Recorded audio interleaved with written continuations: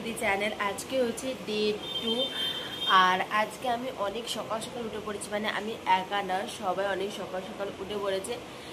তো এখন আমরা ফ্রেশ হয়ে মানে চান টান করে হচ্ছে যাবো হচ্ছে জগন্নাথ তলায়। তো জগন্নাথের মন্দিরে সাধারণত ভিডিও করতে দেয় না, আমি বাইরে থেকে যতটা পারবো ভিডিও করব। তো চলো একবারে রেডি হয়ে আসি। Hi guys, welcome back to the channel. ফ্ল্যাশটা আমার ঠিক করে প্লেন হয়নি। সকালবেলার পর আমি এখন ভিডিও করছি, কারণ সকালবেলাতে পুজো দিতে গিয়ে আমাদের অনেকটা সময় ওখানে চলে গিয়েছিলো। ছাদে চলো দেখি আগে, লাইটটা না, ছাদে হয়তো লাইট নেই। তো সকালবেলাতে আমরা গেছিলাম পুজো দিতে, তো আস্তে আস্তে আমাদের বেজে গেছিলো 12:30।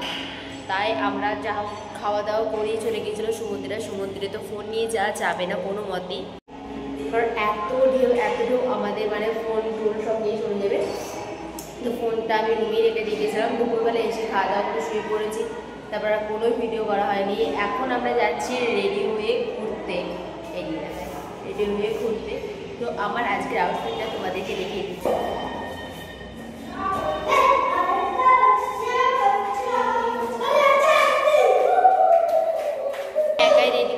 আমি একাই রেডি হয়েছি, কেউ এখনো রেডি হয়নি। যেহেতু আমি আগে কোনো ভিডিও করিনি, তাই তাড়াতাড়ি একটু ভিডিও করবো বলে আমি তাড়াতাড়ি রেডি হয়ে গেছি। তো আগে ওরা রেডি হোক, তারপরে দিন আমি আবার ভিডিও স্টার্ট করছি। আমি এখন লিফটে চেপে পড়েছি। আমি একটু ছাদে যাচ্ছি, কারণ হচ্ছে যেখানে কেউ রেডি হয়নি আর আমার একটু ভালো লাগছে না, ভালো ছাদ দিয়ে একটু ঘুরে আসি। এই ব্যাকে মনে হচ্ছে মিরার আছে পিছন দিকে। তো এখন আমি একটু ছাদে পাইচালি করি। ছাদ থেকে সমুদ্রটা যদি দেখা যায় তাহলে তোমাদেরকে ওইটাও দেখাবো, ছাদ থেকে সমুদ্রটা কেমন লাগছে। তখন ছাদে যাই, চলো। ছাদ থেকে ওই দূরে সমুদ্র তোমরা হয়তো দেখতে পাচ্ছ না, অনেক দূরে আছে সমুদ্র। আর এদিকে আছি আমি।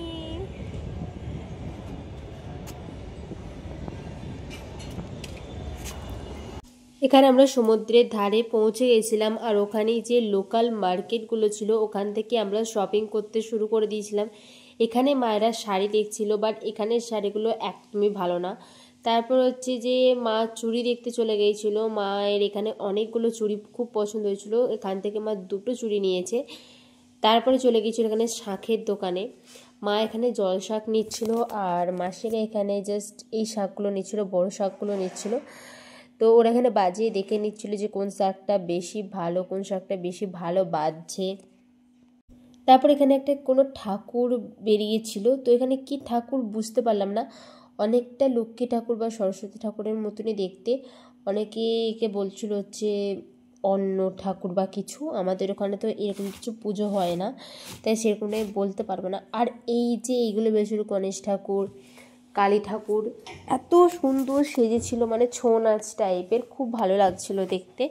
কালী ঠাকুরটাকে বেশি সুন্দর লাগছিল দেখতে, আর বাচ্চারা তো এই কালী ঠাকুরটাকে দেখে ভয়ও পাচ্ছিল।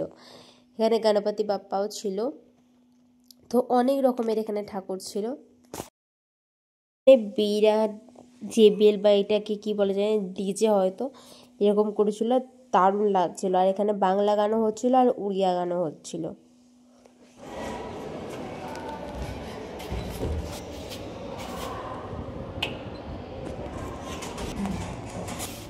তো শরীরটা এত খারাপ লাগছিল, আমি বাড়ি চলে এসেছিলাম, মানে ভিডিও করতে পারিনি। আমার চোখ মুখ দেখে তোমরা বুঝতেই পারছো যে কানে টাইনে সব খুলে দিয়েছি, সব ছেড়ে দিয়ে আমি বেসিক একটা টি শার্ট পরে নিয়েছি, কারণ আমার ভালো লাগছে না। মায়ের এখনো সমুদ্রের পাড়ে আছে, আমি একটু যাবো, একটু সমুদ্রের পাড়ে বসবো, বেশিক্ষণ আর থাকবো না।